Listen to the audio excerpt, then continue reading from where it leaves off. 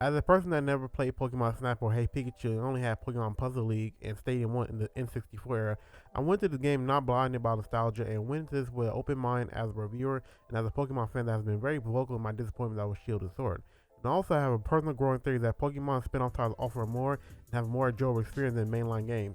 I'm not saying those games are bad because they are needed to introduce new Pokemon, new mechanics, and characters, etc. But games like Pokemon Snap give a side of Pokemon that's not present or very minor role in mainline games. So with all that being said, let's go ahead and start this review. So when some people see Pokemon Snap, the natural surface level question that comes to mind is, what's the appeal behind taking pictures of Pokemon? And that was mine as well. And playing the game and giving it a fair chance, I finally got to see and feel it. Let me explain. This game is a first-person safari-like experience, and that alone is very immersive because all the Pokemon react to your human presence as you imagine they would. And staying faithful to their lore and depictions, as we do with most things, we're going to take a picture of it, especially if it's the Pokemon we like. Secondly, let's tackle the repetitive aspect of this game, because yes, this game has a repetitive feel to it if you look at it that way on a surface level. Each stage in the game has different levels, and some of them even have different variations of the stage, like night and day and etc. And if that wasn't enough, there's objectives in the game that usually guide you into getting a certain shot that's sometimes needed for a certain grade, usually for the 4-star pictures. My only issue with the objectives is that they come as you unlock the levels and stages. So unless you acknowledge that you have the objectives, you won't get credit for them, even if you already did what they asked for, which is slightly annoying, especially if the objective has an incentive, which I will dive into next. Seeing how this is a game series making a return 20 years later, it's been updated to include modern features such as seeing other photos online, rating them, and customizing your own photos with frames, effects, and stickers. And you get those as you progress through the game as rewards by various means that you would do naturally by playing the game and also doing objectives as I mentioned earlier, which is neat. And another feature I liked was being able to directly send those photos to my Switch memory, which is good to show off your nice photos you took. Now let's get into the core gameplay and my personal favorite experience with this game. First off, every course is around 5 or less minutes, so it's decent in length, not too short, not too long enough to be overbearing. And towards the end of the game, you get a speed up button so you can move throughout the course at a faster speed. And you don't have to finish the course if you got the shots that you needed for them to be judged. And as mentioned before, the game is in first person, so your eyes can always catch something that did in the previous time, which doesn't feel repetitive as one would think. One of my few disagreements with the game is that sometimes I wish the game would be a little bit more direct in helping you get alternate routes and sometimes shots of certain Pokemon, because it feels like, what am I looking for? After all, you have to do specific things to get it to trigger.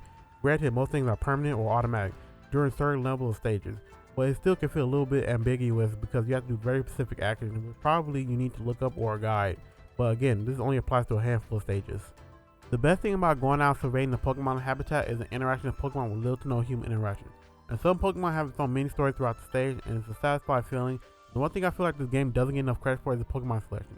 There are 200 Pokemon in the game, and they had 890 to choose from. And though that may seem like little when comparing the numbers, every environment is crafted in a way where there's no Pokemon that feel out of place. And keep in mind, in a game like this with almost 900 Pokemon, will be too much and chaotic, seeing how this game is designed to have so many variations and situations. And that's just with 200 Pokemon. That's why I agree with the design choice to not uphold the evolution Easter eggs that were in the previous game, because it can make a game like this come convoluted, and for a game that's already have fully evolved Pokemon and plenty of Easter eggs. A couple of things before I dive into the story part of this game. They also have boss levels, believe it or not. To my surprise, they're actually challenging to a degree to get good photos. But honestly, I like how they did like that because it sets the boss Pokemon apart from the Pokemon in the habitat stages. Another thing I should know is when you reach a certain point in the early game, the game flood is open to the other areas, which I thought was very cool because you don't feel obligated to 100% of the stage before you choose to explore different areas.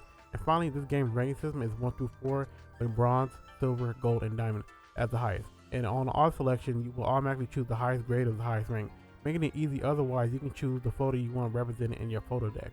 This game is perfect for completionists if they have the time for it. So here's where I talk about story, so if you don't want to be spoiled, I'll put a timestamp in the description, timestamp it on the screen, that's so you guys can skip it, and then after that, we'll talk about post-game, so you guys can go ahead and not be spoiled. Story is surprisingly great. After you level up in stages, you'll be able to go to the Lumina spot, which is almost exclusively home and secluded from other Pokemon habitat, to the Illumina Pokemon, which is a Pokemon that lights up with a beautiful lighting effect and the marking on the Pokemon body. And as you go through the story, you discover the Illumina Pokemon are ancient, and it was chosen by a Pokemon of life Xerneas to help it stop a life-threatening meteor, which is succeeding in doing, draining Xerneas to life, but also gave the Illumina Pokemon extended life where they still roam to the present day. Now, my only issue with the story is the reason why the protagonist can meet all these incredible Pokemon, because it just turned out he was there to do it because, quote unquote, he loves Pokemon. But from that side, I like how they use Xerneas lore to make sense of a phenomenon like Illumina Pokemon. After you beat the game, you unlock Shutter Mode, which allows you to take pictures in rapid succession, which is great in getting many photos and more of a chance to get your desired shot. You also unlock course grading to see how you did throughout the course. With shots quality, and honestly, this doesn't do anything in the grand scheme of things. What does matter is you get to unlock more versions of levels and new Pokemon from pseudos, mythicals, and legendaries, which most isn't too complex to get in the trick and appearance. But I thought it was cool because it justifies a real reason to go back to some of the levels, especially if they aren't maxed out or had a photo deck selection completed. I can truly say I enjoyed my time with the game. As you can see on screen how many hours I put into this, which I'm very surprised myself when I bought this game because I thought I wasted $60. After all, I heard the original game wasn't too long, but having an open mind is tried and true. If you're a hardcore Pokemon fan, I can recommend it for $60, and even if you're not, this is still a good purchase at $40. For a nice relaxing game that I feel should sold along with a guidebook that definitely would have sold well more than an instant printer that you can buy with it to print out your photos if you're into that. And now I look back at it, I can also say in addition that this made me use my Switch more in handheld mode, which to be honest is very rare, and it just makes me want to DLC or preferably another game with different 200 so we can get a fresh feel and I can see more of my favorite Pokemon in their natural habitat. Before I close out this review, you notice I didn't comment on the graphics till now because it goes without saying that this game art style and graphics are beautiful and widely praised and arguably have the graphics that Pokemon fans and gamers alike that have standards envision the mainline Pokemon consoles to have, which I honestly think Game Freak and Pokemon Company should let Bandai Namco or third party handle the visuals to avoid controversies and criticism like the shooting story games have garnered, and so people won't feel the need to crucify themselves to protect Game Freak honor. But as far as spin-offs goes, I'm here for it. That's gonna be it for the video. Thank you guys for watching. If you made it this far, like, comment, subscribe. Let me know what you guys think of the game. Are you guys gonna pick it up? Are you guys going to maybe wait for it to go down? Do you even like Pokemon? Where you at with the Pokemon games in general? I'd really like to know. But that's gonna be it for this video. Check out my other channel. Whenever I upload on that, check out my Twitch. I do a lot of Pokemon stuff on that. I do competitive battling. I do Nuzlocke. I do all that stuff. And yeah, hopefully my new goal is to upload every week. I'm gonna try to do that. I got a few games I got to review right now. I play Resident Evil 8. I got a Hyrule Warriors review going, and I'm playing Geese right now. So a lot of stuff gonna come on the channel. Just subscribe, and hopefully I can deliver on my promises. Other than that, catch you guys on the next one. Have a good day. Bye bye.